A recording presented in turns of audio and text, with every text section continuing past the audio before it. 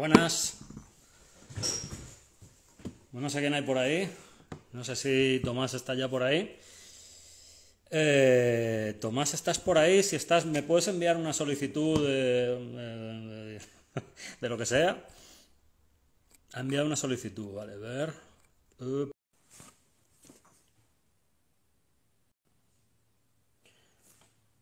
En principio debería estar Tomás ahí. Yo no lo veo. Sí, sí que Aquí, está. Ah, aquí está. aquí estoy. Buenas tardes. Muy buenas. Hacía tiempo. Esto se echaba de menos. Esto se echaba de menos y la gente me ha dicho, ¿por qué ya no haces directos? Y yo le digo, bueno, yo empecé a hacer directos porque nos confinaron, ¿no? Y dejé de hacer directos pues porque dejaron de confinarnos. Yo prefiero dar clase de verdad. O sea, y bueno, esto no va a ser una clase, ¿eh? Solamente es, pues esto, una tertulia con Tomás, ¿no? Que yo no sé si hay alguien que no lo conozca. De mis seguidores seguramente la mayoría, ¿no? Pero si no, si te quieres presentar tú mismo, ¿a qué te dedicas? ¿Qué haces? Bueno, yo soy Tomás Barceló, soy escultor desde niño, pero me lo descubrí bastante más tarde. Y nada, soy escultor y conozco francés desde hace, ¿cuánto hará ya? ¿De 20 25 años. años? Sí, Vale. una cosa así. O sea, nos conocimos, es curioso porque nos conocimos justo después del periodo de formación artística, Sí, pero desde entonces seguimos como muy juntos, como muy... me acuerdo cuando descubrí tu pintura, que yo quedé sorprendido de que en Mallorca hubiera alguien que hacía algo parecido, ¿no? Y me alegré mucho porque me dejé de sentir solo de golpe. Y durante estos últimos, pues, 20 años, 25, yo creo que son más 25 que 20, probablemente. Sí, sí. pues hemos llevado caminos, no pegados, pero sí paralelos, ¿no? Cuando uno iba haciendo un descubrimiento, el otro lo aplicaba de alguna manera y nos hemos ido alimentando mutuamente. Al menos yo me he alimentado mucho de tu obra y tus reflexiones. Vamos. Yo también, yo muchísimo. Yo, de hecho, es que claro, la gente que no lo sepa, por si hay gente que nos... No sé si ahora hay alguien de Argentina viéndonos. Yo tengo muchos seguidores en Argentina, ¿no? Claro, ellos si les decimos que vivimos en España, pues saben que esto es, pues eso, un país en Europa, ¿no? Pero nosotros vivimos en una isla de España, que está en el Mediterráneo y que es muy pequeña, ¿eh? A nosotros nos parece inmensa, ¿no? Tomás vive en una punta, yo vivo en la otra, pero en realidad es un, es un pedrusco, ¿no? Y, y hay muchos artistas, pero digamos que artistas con el tipo de vocación, que es algo de lo que vamos a hablar hoy, pues yo no conocía a nadie, o conocía muy poca gente, ¿no? Y por eso yo creo que hicimos un poco piña, ¿no? Para... Poco, Piña de dos. bueno, sí, tampoco es que sea patrulla. Patrulla. Pues... eh, vale, a mí se me había ocurrido que en realidad nace de algunas preguntas que me hace la gente, ¿no? Que hoy habláramos, hemos puesto el título Talento, Esfuerzo, Vocación, y es un título que parece como muy ostentoso, ¿no? Pero lo que queríamos hablar era de esas dudas que tenemos los artistas, sobre todo los artistas que empiezan y que me las plantean a mí, ¿no? Y que yo a veces, pues, en el momento no sé contestar o no sé reflexionar o no sé, digamos, decir más allá de, bueno, pues yo lo hice así, ¿no? Entonces, aclarar una serie de, bueno, hablar sobre una serie de conceptos que a los artistas, cuando se están formando, y también nosotros, hoy en día yo sigo teniendo las mismas dudas, ¿no? Y sigo reflexionando sobre lo mismo, nos aparecen, ¿no? Con nuestro trabajo, ¿no? Y una de las cosas de la que quería hablar era del concepto de talento. Nace de una pregunta que me hace un alumno, bueno, no es una pregunta, es una afirmación. Dice, es que yo no tengo talento para nada. Y dices, bueno, a ver, es posible que eso sea así, ¿no? Que una persona no tenga talento para nada. O quizás es un poco pronto, a los 12, 13 años, pensar, no tengo talento para nada, ¿no?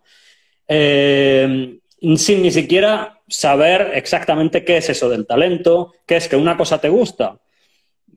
No es exactamente eso. No. O sea, hay cosas que me gustan, pero no tengo talento para ellas, ¿no? Y tengo talento para cosas que no me gusta hacerlas. O sea que...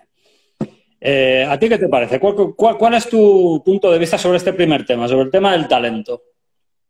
No, el talento, claro, las palabras que utilizamos, talento, vocación, son palabras muy antiguas y que están muy ligadas también al tema religioso en origen, ¿no? Entonces el talento es esta cosa que te viene dada, que tú no escoges que tú no puedes decidir y que tú tienes, ¿no? Tienes talento para las matemáticas, hay niños que tienen talento para las matemáticas, para los cuales las matemáticas son más fáciles que para otros que no tienen ese talento. Hay gente con talento para las letras, hay gente con talento para la ingeniería, con talento para lo físico, para el deporte, cosa que yo no he tenido nunca. Gente con talento para la música. Por ejemplo, tú ahora hablabas de si el talento es lo que te gusta. Pues a mí me encanta la música, pero tengo talento negativo para la música. Bueno, no es exactamente así, pero bueno, quizás no es No, lo que... a ver. Te falta intuición o te falta esa parte que tiene un músico, digamos, Sí, pero me parece un muy buen ejemplo. Es decir, a mí me encanta la música. ¿Quiere decir que no puedo llegar a tocar un instrumento nunca? No, de hecho toco bastantes, los toco todos de forma muy mediocre, ¿no? Entonces, superar la parte mediocre, el nivel mediocre, que es en el que yo me quedo, a mí me costaría muchísimo trabajo, muchísimo, tanto que no puedo dedicarle el esfuerzo que se merecería. Por tanto, me quedo en ese nivel. Un nivel que me permite disfrutar de algo que me gusta, pero que no puedo pensar en dedicarme nunca a ello, por ejemplo.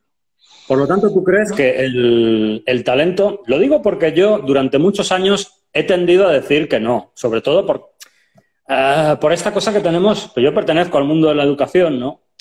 Que todo el mundo puede hacer de todo y que el talento no existe, ¿no? O sea, que lo innato no existe, ¿no?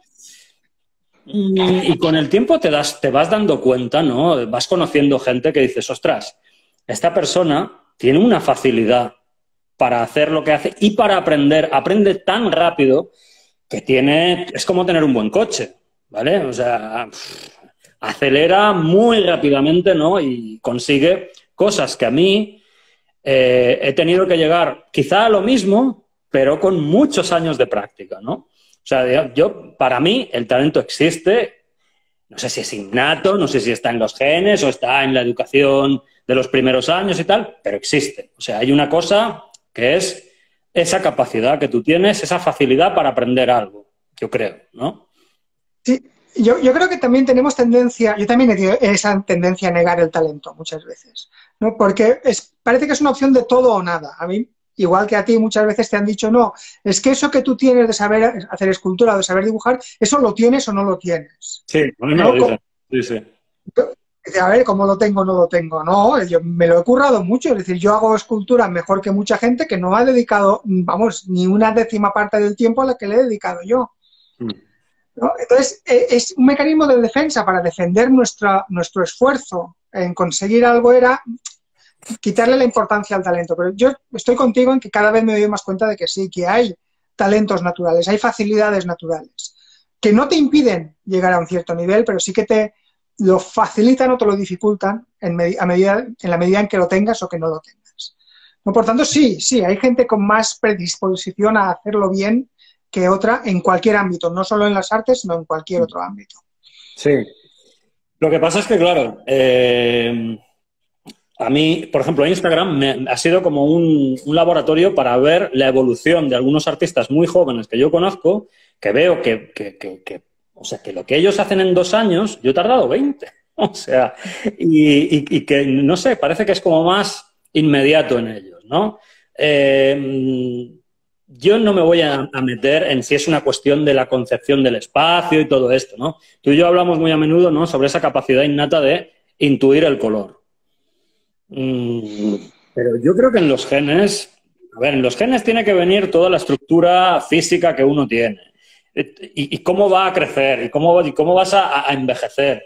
Puede venir algunas enfermedades y tal, pero no, yo creo que no hay sitio para que venga, digamos, específicamente, ¿no? Si te va a dar bien el dibujo, ¿no? Yo creo que eso no. Yo creo que eso es una cosa más específica. Pero sí que hay algunas capacidades, ¿no? No sé cuáles son, pero que hay personas que les permiten avanzar muy rápido en una actividad, ¿no? En un deportista es más evidente, porque una persona que tiene una constitución muy atlética, ya, digamos, de entrada, ¿no? Pues tiene mucho ganado.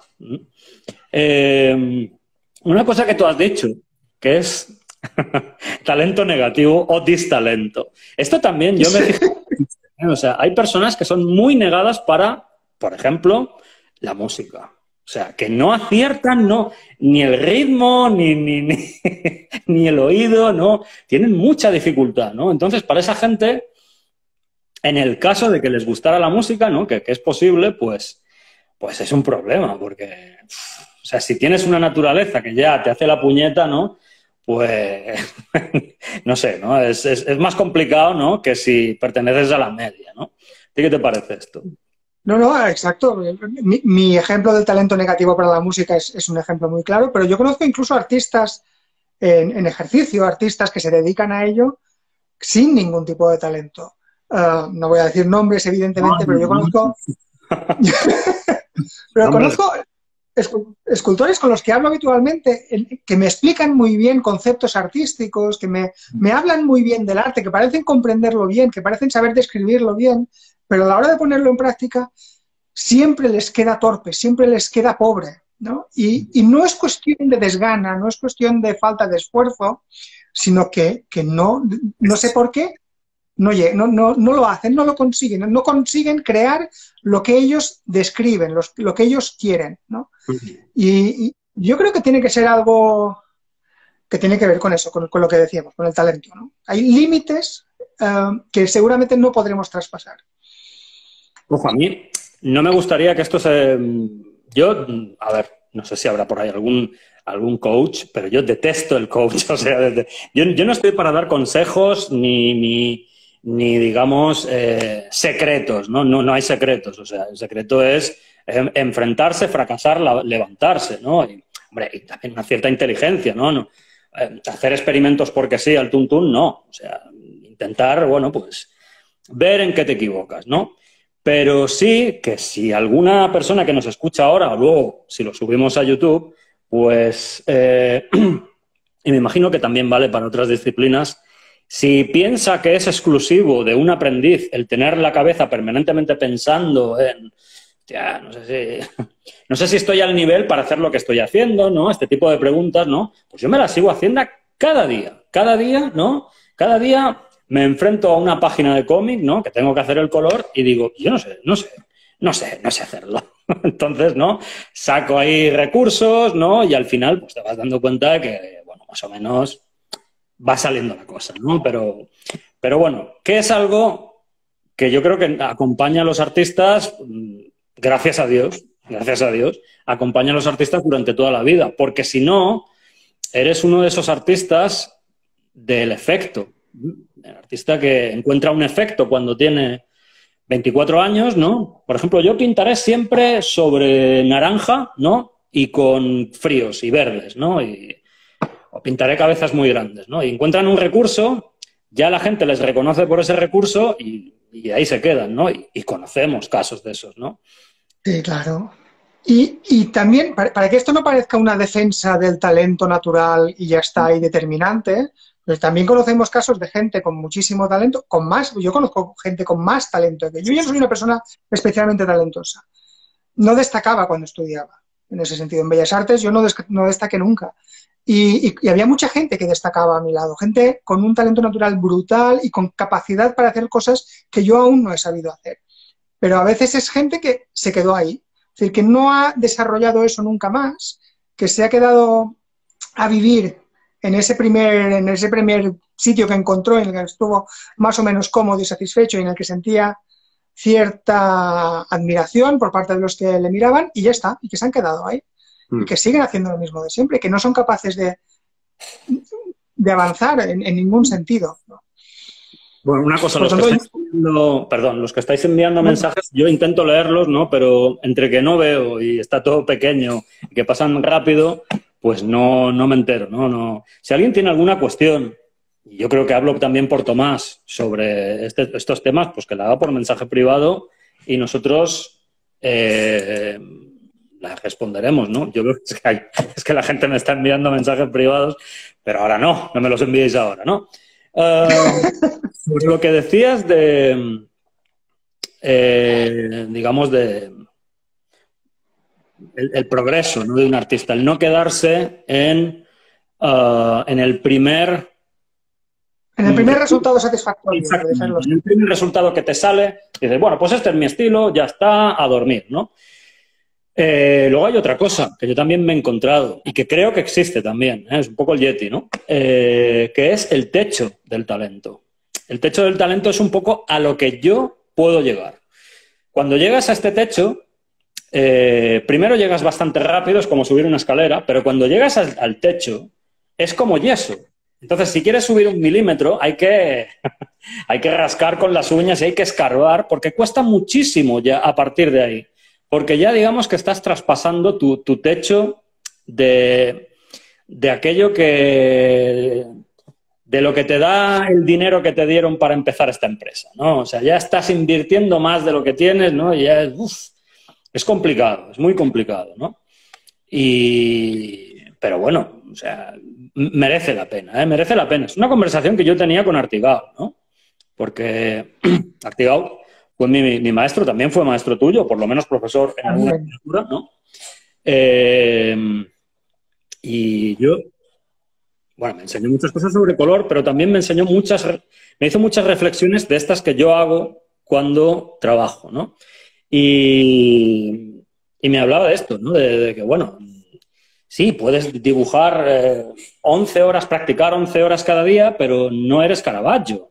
O sea, digamos, hay un momento en el que tú no puedes forzar tanto la máquina. Entonces, también está bien, ¿no? Ser consciente digamos, de que yo puedo llegar hasta aquí. O sea, y mira, cada cual ofrece, para mí esto es como un mercado. Yo, con toda la honestidad, ofrezco lo mejor que yo puedo hacer y si a la gente le gusta, me lo compra y si no, pues no me lo compra. Hoy compro uno mejor o peor, normalmente peor. Pero bueno, ¿qué te parece? Yo estoy sí. O sea... Mira, yo cuando trabajaba en películas, normalmente trabajaba siempre con el mismo equipo y conmigo trabajaba Margaret, que es una chica inglesa que es lo más perfeccionista que yo he conocido jamás. Es decir, una chica medio japonesa que es, aparte de un encanto, muy buena trabajando, muy perfeccionista construyendo cosas, ¿no? Es muchísimo mejor que yo en eso, ¿no? Y a veces la criticaban porque era un poco lenta. Yo soy más rápido que ella haciendo cosas y a ella le decían que era lenta. Decía, a ver, yo siempre les decía a los otros, a ver, para hacerlo como lo hace ella, no hay otro remedio que hacerlo lento, ¿no? Porque no se puede conseguir. Yo lo hacía más rápido, pero más torpe, no me quedaba tan exacto como a ella. Y cuando yo intento hacerlo como ella, solo consigo hacerlo más lento, pero no como ella. Y yo puedo retrasar mi manera de trabajar, puedo pensar cada milímetro, puedo pensar cada cosa, pero no lo consigo, no me queda como ella, me sigue quedando desigual, me sigue quedando inexacto. Es decir, no se trata de dedicarle más esfuerzo, más tiempo. No, hay algo ahí que es diferente, que debería profundizar muchísimo más en mi manera de trabajar para conseguir algo parecido a lo que ella hace. A mí hay un comentario que me hacen a veces, que seguro que te hacen aquí también, que es cuando miran mi obra y dicen, eso yo tardaría 3 meses en hacerlo. Sí, por supuesto. Y dices, pues no sé si en 3 meses te saldría, no sé si en 3 años, no sé. Si es que no depende de eso, es otra cosa. No. Sí, a ver, a mí me lo suelen hacer personas un poco inexpertas también, ¿no? Te dicen, bueno, yo para hacer esto tardaría 1 semana, ¿no? Y tú lo has hecho en 1 hora. No, yo lo he hecho en muchas semanas de práctica. O sea, lo que pasa es que el resultado ha salido en 1 hora, ¿no? Pero no yo creo que también es un poco la inmediatez que tiene la gente hoy en día en la cabeza, sobre todo la gente más joven, con los conocimientos, ¿no? Que creen que dominar una cosa es instalarse en la cabeza un programa y ya está disponible. Entonces, claro, eso hace que cuando las cosas no les salen a la primera, se frustran y dicen, esto no es para mí. Y claro, si vas descartando todas las cosas sin profundizar un poco, ¿no? Pues a lo mejor nos estamos perdiendo, ¿no? de grandes talentos, ¿no? Por gente que no, digamos, no acaba de profundizar un mínimo, ¿no? Yo creo que eso...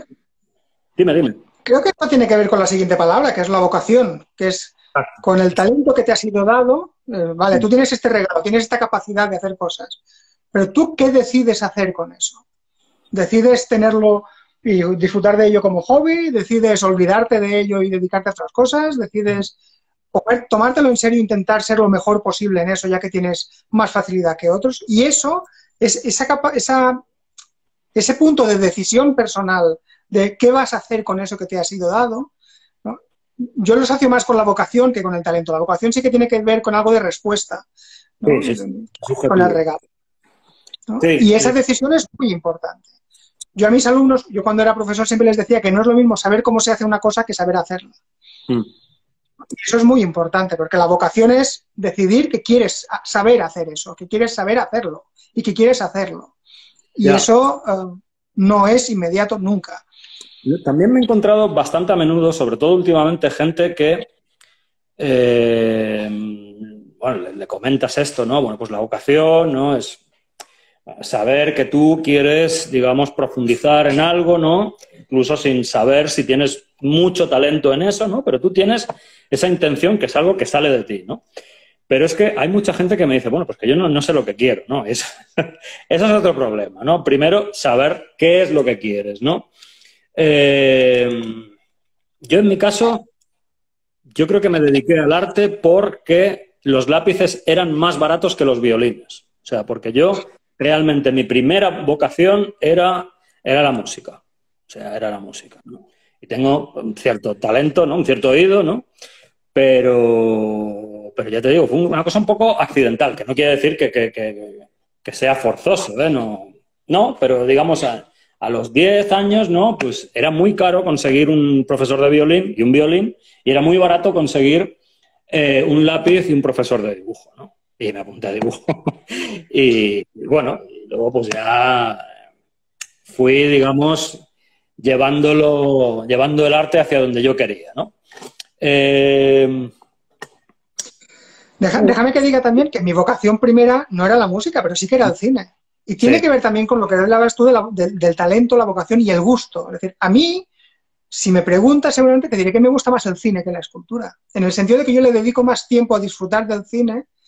Yo paso más tiempo mirando películas y series que mirando esculturas, ¿no? Y me gusta más, me entretiene más, me parece más un placer relajante en ese sentido. La escultura, yo cuando decidí hacer escultura y no cines, porque supe de alguna manera que era escultor y no cineasta, pero no porque me gustara más una cosa que la otra, sino porque con una cosa me identificaba más, me sentía más honesto trabajando que con la otra. Aparte de que, igual que en tu caso, es más fácil hacer una escultura solo que hacer una película con muchísima gente, está claro. Sí. Yo recuerdo otro de los profesores que tenía, yo no sé si tú lo tuviste en la facultad, que era Valeria Cortés, que daba dibujo, ilustración, ¿no? Que nos habló una vez sobre esto, sobre el talento, la vocación, ¿no? Y yo le hice una pregunta y él en algún momento me dijo, bueno, ¿y tú qué edad tienes, no? Y luego yo, pues, no me respondió, ¿no? Y yo le perseguí por el metro preguntándole, oiga, ¿qué quería usted insinuar? ¿Qué quería decir? ¿No? Porque, claro, yo soy muy obsesivo, ¿no? Entonces, claro, aquel hombre, pues no, aquel hombre era pura curiosidad, ¿no? Pero yo en mi cabeza estaba diciendo, bueno, estará insinuando que es demasiado tarde, que digamos que ya no me puedo dedicar a esto porque es demasiado tarde para mí, que soy demasiado viejo. Pues tenía 20 años. Demasiado tarde, 20 años, ¿no? Pero bueno, no sé, es una cosa que de estas preguntas que uno se hace o que yo me hacía, ¿no? Cuando era muy joven. Luego, no he tenido mucho problema para cambiar de actividad siempre dentro del arte a los 40, ¿no? Y tú tampoco. O sea, tú haces escultura del natural, absolutamente clásica, catalana, y ahora estás haciendo una especie de arte mucho más que proviene de la ciencia ficción o de la fantasía. Sí, bueno, en mi cabeza no ha cambiado tanto, pero sí, me doy cuenta que sí que ha cambiado por lo que me dice la gente, sí. Sí, la gente ha dado cuenta de que... Pero, mira, hechas. Yo creo que cojo eso también, porque me parece importante para hablar de vocación. Y una cosa que descubrí también muy tarde, porque, a ver, la gente que no nos conozca, que sepan que durante 20 años a nadie le interesaba lo que hacíamos. Vamos, tú un poquito más que yo, pero vamos, lo que yo hacía no interesaba a nadie nunca. No vendía nada, que va, un desastre. No te ves. Y hubo un momento en que yo dejé de hacer escultura, porque ¿para quién la voy a hacer? ¿No? Porque es demasiado costoso, demasiado esfuerzo hacerla para que nadie lo vea. Y ahí es cuando descubrí que el artista nunca trabaja para sí mismo, nunca trabaja solo, siempre necesita una comunidad, un público, ¿no? Y la vocación, yo estoy convencido, y no porque me crea que sea mejor, es decir, yo creo que sería mejor que fuera individual, pero he llegado a la conclusión de que es colectiva. Es decir, es normal que un chaval de 13 años, en un mundo en donde se le deja solo en muchos ámbitos, no encuentre su vocación, porque necesita una comunidad, un grupo que le guíe, ¿no? Como se hacía de manera tradicional, en un camino, ¿no? Pues siempre había la manera de que si tú no quieres ese camino ya te saldrás, ¿no? Pero de momento tienes este camino. Y ahora esta sensación de estar perdido, de no saber qué hacer, de no saber cuál es mi vocación, ¿no? Creo que es fruto de esta confusión de creer que la vocación es una elección puramente individual y personal. A ver, que al final siempre es una decisión personal, pero creo que es muy importante la compañía del grupo. Sí, a mí esto de... Durante un tiempo, todos los artistas que hemos pasado por Bellas Artes entendemos el arte como algo místico y que no necesitas el público, ¿no? O sea, es una relación con la obra y el artista. El público es gente que viene a las salas de exposiciones en silencio y tal, ¿no? Y no. O sea, no. O sea, tú paraste la escultura, yo paré la pintura, me dediqué a hacer dibujitos por cuadernos durante años, ¿no? Pero no fue a partir de que encuentro un público, una respuesta exterior, como...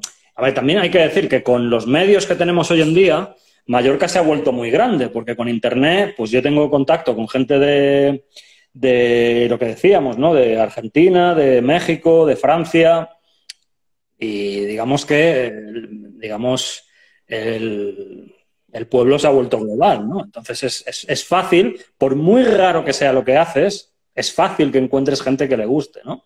Y eso, pues, bueno, eso enriquece realmente mucho más lo que hacemos. Pues por lo menos es un poco lo que yo hago, ¿no? Sí, sí, tal cual.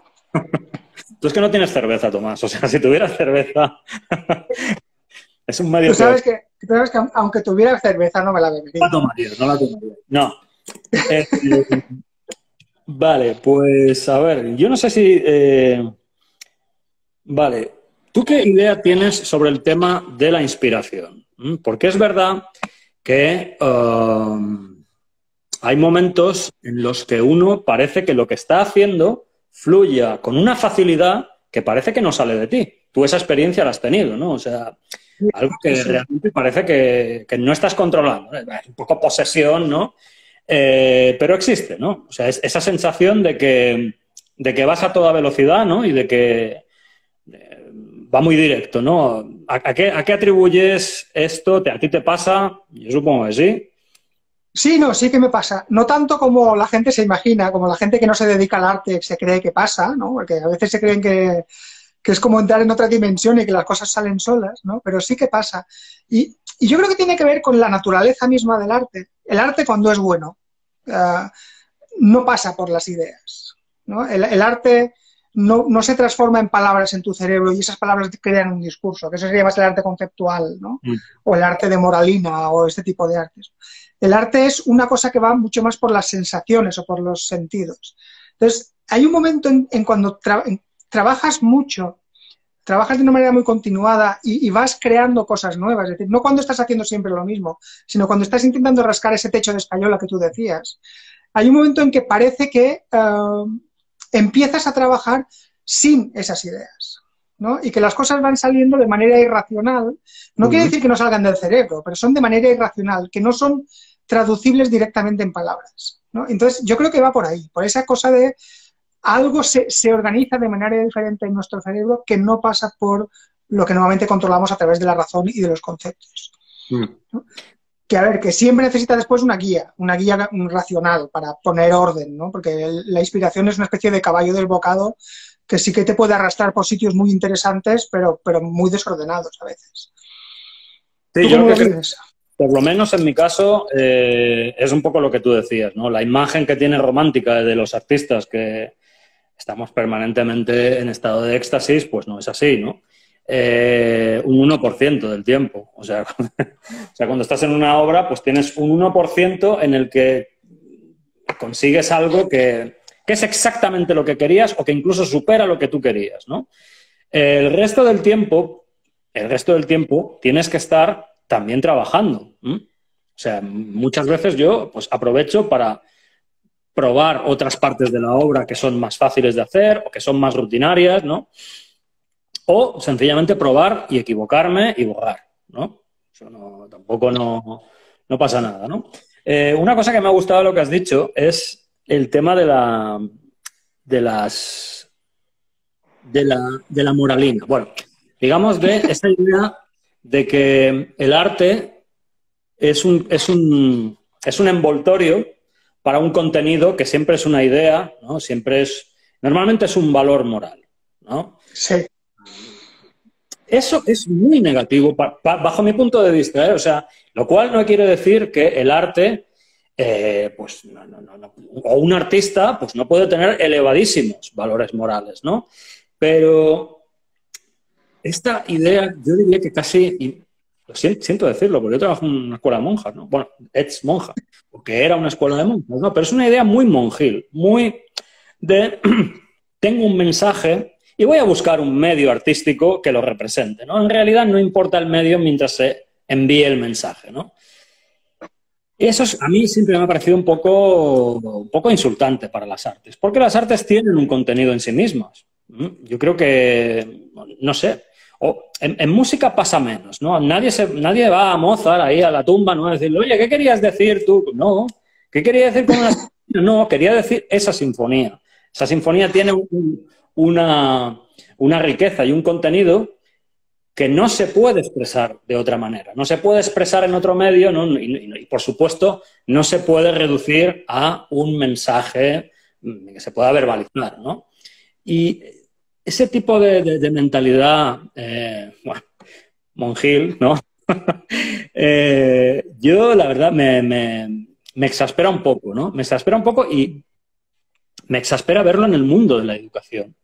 Porque, o sea, al final, poner manos con pintura sobre un papel continuo, las manos ahí en violeta, en témpera, y pensarte que vas a conseguir más igualdad entre hombres y mujeres, la aspiración es muy buena, pero no va a venir a través de la acción artística, ¿no? O eso por lo menos es lo que yo pienso, y además es antipedagógico, porque educas a los niños a que cuando acabe el acto de expresar ese mensaje, recogéis esa pancarta y la tiráis a la basura. Y no sé, a mí me parece poco pedagógico, ¿no?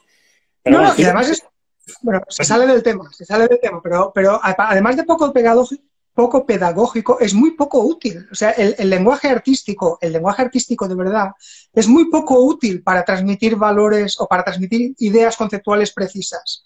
Precisamente porque no hay palabras, a no ser que pongas subtítulos, que eso también lo vemos, ¿no? Cuando haces una cosa, pero debajo le pones los subtítulos para que todo el mundo entienda lo que tiene que entender, ¿no? Pero entonces no importa que hagas la imagen, simplemente escríbelo, escribe en un post-it y ya está, ¿no? Pero si lo quieres hacer simplemente con imágenes o a través del lenguaje artístico, es muy poco útil, porque cada cual va a entender una cosa distinta y muchos factores van a hacer interferencias en el mensaje que quieres enviar. Yo me acuerdo, yo cuando también trabajaba en escuela de monjas, me acuerdo que una vez, lo pongo como ejemplo, ¿no? Hicimos una gran performance en el patio. Entonces, en cada clase se habían hecho unas cajas que cada cual había traído de casa, las habían forrado de papel de colores y habían escrito valores en las cajas. Pues respeto, bueno, todos los valores estos típicos, ¿no? Entonces, fuimos al patio y la idea era construir una gran pared, ¿no? Con los valores que todos hayamos hecho construir entre todos, y así habíamos construido un mundo mejor lleno de valores. Esta era la idea. vale, no va a funcionar, es decir, no va a servir para nada, pero es que además te arriesgas a mucho. Es decir, como cada cual había traído las cajas desde su casa, nadie se había planteado que esa pared no se podría construir porque no encajaban las piezas. Entonces, más que una pared, se construyó una especie de vertedero de cajas, ¿no?, en equilibrio precario. Y además era un día de... Y al final del acto, mientras se hacía el final del acto glorioso, un vendaval derrumbó la pared con todos los valores que habíamos construido todos en el suelo, ¿no? Y claro, la discusión que tenía después con los profesores es, a ver, o lo que hacíamos no sirve para transmitir valores, o lo que hemos transmitido es muy negativo, porque lo que hemos transmitido es que todo eso que imaginamos va a caer por el suelo a la mínima brisa, ¿no? Y que no sabemos hacerlo. Por suerte yo creo que es la primera cosa, es decir, no sirve, es absurdo intentarlo. El arte, el lenguaje artístico no sirve para transmitir ideas y conceptos. Sirve para otra cosa más sublime, creo yo, o más elevada en muchos aspectos, pero no ideas y conceptos. Bueno, pero eso también me lleva al tema de la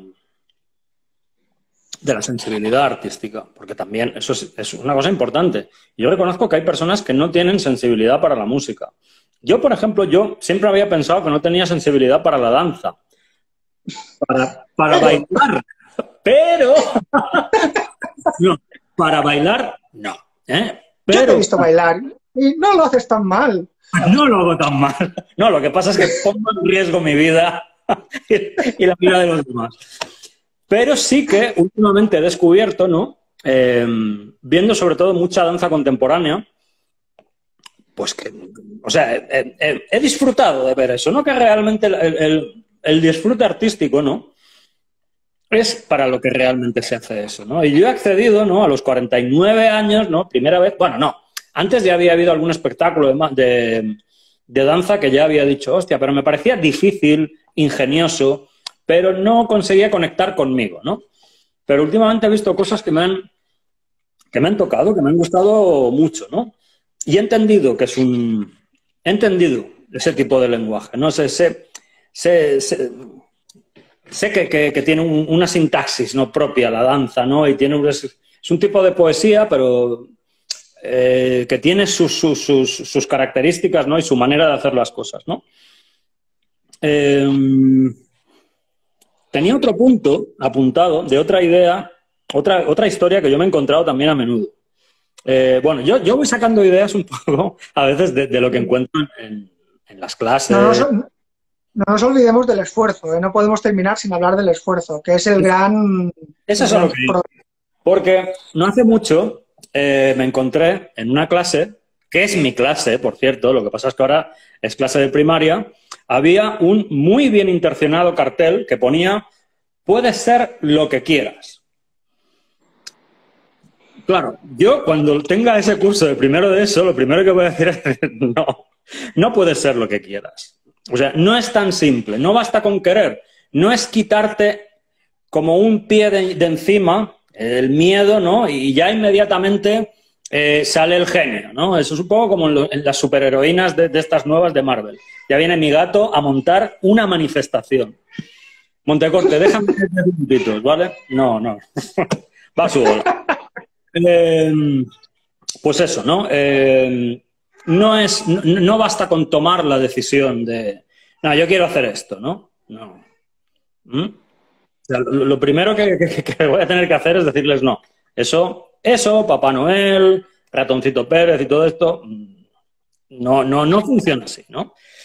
No porque sea yo una mala persona que me guste fastidiar mitos, ¿no? Sino porque yo creo que adecuar, o sea, decirle a la gente la verdad es importante. Es importante, sobre todo a la gente que se está formando, ¿no? No se trata de decirle, como hace algún profesor, tampoco voy a decir nombres, ¿no? Algún profesor de aquí la escuela de diseño, ¿no? No, tú no te dediques a esto porque total no sirves, ¿no? Eso me parece un poco fuerte, ¿no? Pero sí que yo siempre, si me preguntan, hay gente que te lo pregunta, ¿no? ¿Me podría dedicar yo a esto? Yo siempre les digo que sí, a no ser que sea un caso ya, lo que llamábamos antes distalento. O sea, entonces digo, bueno, a lo mejor otra cosa. Pero en general siempre les digo, sí, puedes, pero siéntate un momento, porque te tengo que explicar la cantidad de sacrificios y el esfuerzo, cosas que yo he tenido que renunciar para poder dedicarme a lo que me dedico. Entonces, si tú, escuchando la cantidad de cosas que yo he tenido que hacer y cosas que no he podido hacer para dedicarme a lo que yo me dedico, y eres capaz y crees que te ves con valor de intentarlo, pues adelante, adelante, ¿no? Pero esa parte del esfuerzo, ¿no? Quizá no, en el mundo del arte, en la educación en general el esfuerzo está mal visto, ¿no? Pero en el mundo del arte es que parece como si fuera un antivalor, ¿no? O sea, todo tiene que ser desde una innatez y de un primitivismo que bueno, no sé. Al final, la gente que quiere hacer primitivismo acaban haciendo todos lo mismo. Basquiat y todo ese tipo de historietas, ¿no? Bueno, no sé si la gente sabe quién es Basquiat, ni falta que hace. O sea, no... Ni falta que hace. Sí. Estoy mezclando yo creo que tiene que ver con eucalipto. Creo que tiene bastante que ver con los mitos. El otro día fui a ver una película y estuve hablando mucho con Bárbara, con mi pareja, y estábamos hablando de los mitos, porque somos de generaciones un poquito distintas. Entonces, nosotros somos de la generación en donde las historias que nos contaban tenían que ver con un elegido al que un gran sabio escogía de alguna manera y le acompañaba en una misión muy difícil, muy dura, llena de dificultades, en la que quizás podía fracasar, pero al final sería todo para bien. Y eso tanto vale para ET, como para El Señor de los Anillos, como para La Guerra de las Galaxias, como por casi cualquier historia de las que nosotros vivíamos de pequeño tiene que ver con eso, ¿no? Claro, eso hizo que nuestra generación fuera una generación de gente con mucha capacidad para tener muchas aspiraciones, ¿no? Con mucha capacidad para el sacrificio, pero también con mucha capacidad para conformarse con menos. Yo estoy rodeado de amigos que tenían grandes aspiraciones, pero que al final no han hecho nada. Y tienen la gran excusa de que, bueno, Gandalf no llamó a mi puerta. Yeah. No fui elegido. Yo estaba dispuesto a hacer el camino, pero no fui elegido, ¿no? Y esa tiene que ver... Yo creo que las historias que nos cuentan cuando somos pequeños afectan mucho a cómo somos en el fondo. Sí. Y lo que te decías ahora de las historias de ahora, de las heroínas de Marvel, pero no solamente las heroínas de Marvel, sino muchas de las historias de ahora no tienen que ver con eso. Es más un personaje que ya tiene todo el poder en sí mismo, que tiene toda la capacidad del mundo para ser lo que quiera, que es el lema que tienen tus niños en la clase, ¿no? Y toda la trama se basa en que tiene que dejar de escuchar a los demás, tiene que simplemente escucharse a sí misma, deshacerse de cualquier cosa que le impida ser quien es, ¿no? Y entonces ya podrá, de manera automática e inmediata, en cuanto se libere, ¿no? Ser capaz de ser lo que quiera y de crear lo que quiera. A ver, a mí los dos relatos, las dos narrativas me parecen falsas en el sentido de que la realidad no funciona de ninguna de las dos maneras, ¿no? Pero sí que esta narrativa moderna me parece muchísimo más peligrosa que la que nosotros teníamos. Porque yo no creo que funcione así. Yo no creo que tengamos la capacidad de ser lo que queramos y lo único que tenemos que hacer es liberarnos de lo que nos impide hacerlo. Porque si nos liberamos de todo no somos capaces de hacer nada aún. Pues tenemos que aprender a hacerlo.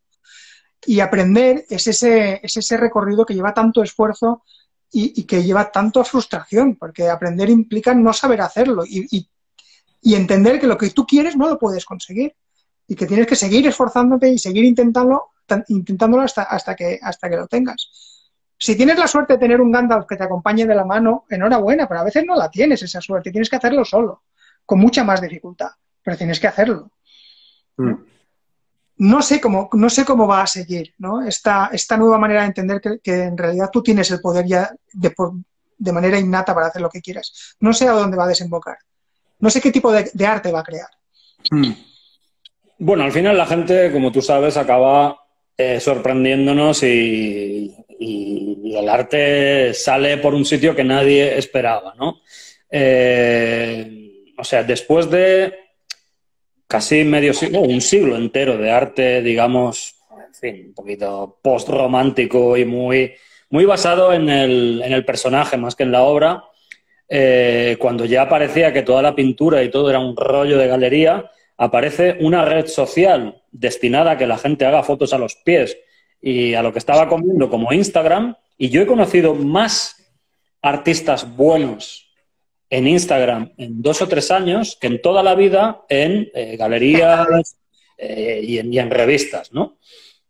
Y es, ya te digo, o sea, es a partir de Instagram, que es donde yo fundamentalmente veo más artistas que son tan buenos como cualquier artista del pasado. O sea, supongo que es porque es global, ¿no? Y es más fácil, ¿no? Pues que haya personas que destaquen, ¿no? Pero bueno, de alguna manera, ¿no? De alguna manera la humanidad siempre se las arregla y el arte se las arregla para salir porque es una necesidad humana, ¿no? Ahí he preparado aquí. Lo que pasa es que uno de mis problemas es que yo, aparte de que no veo, no comprendo mi letra. Pero bueno. Sí. Hemos hablado del estilo y del efectismo, ¿no? El estilo es una cosa que, digamos, yo, en mi caso, suelo referirme a la suma de mis carencias, ¿no? Digamos, ¿no? Ay, no, tampoco es eso, ¿no? Pero digamos es la suma de aquellas cosas que me gustan y de todo lo que yo no sé hacer, ¿no? Pero es el proceso larguísimo de muchos años de trabajo, ¿no? Por ejemplo, como yo coloreo en Photoshop, pues desde luego no es una manera muy de curso de Photoshop, ¿no? Mis conocimientos de Photoshop son básicos, ¿no? ¿Qué hago yo? Pues aplicar la manera que tenía yo de pintar al temple con una paleta de Photoshop. O sea, lo mismo, ¿no? Tenía otro tema, a ver a ti qué te parece, sobre la diferencia entre... es que si te lo digo vas a identificar al autor, ¿no? La diferencia que hay entre ideas y ocurrencias, ¿no? Me parece... claro, los dos hemos estado en contacto con gente que piensa que tiene muchas ideas, ¿no? Pero para mí una idea es, digamos, como un principio del que surgen después otras ideas conectadas y eso empieza a manar y se empiezan a entrelazar ideas y se convierten como un árbol, ¿no? De sentido y de imaginación, ¿no? Y de formas y de historias y de narrativa y de todo, ¿no? Tengo el gato por aquí. En cambio, las ideas son estos fogonazos que tenemos a veces, ¿no? La mitad malos, la mitad son malos, ¿no? Y sobre todo la mitad son poco fructíferos, ¿no? O sea, de ahí no sale nada. Si tú solamente tienes la idea, ah, qué bien que quedaría, voy a hacer una película, qué bien que quedaría que empezara con una puesta de sol, pero al revés, ¿no? Que estuviera el sol en el mar y las ballenas por el cielo, ¿no? Bueno, eso es una ocurrencia, pero no es una idea, ¿vale? No. ¿A ti qué te parece?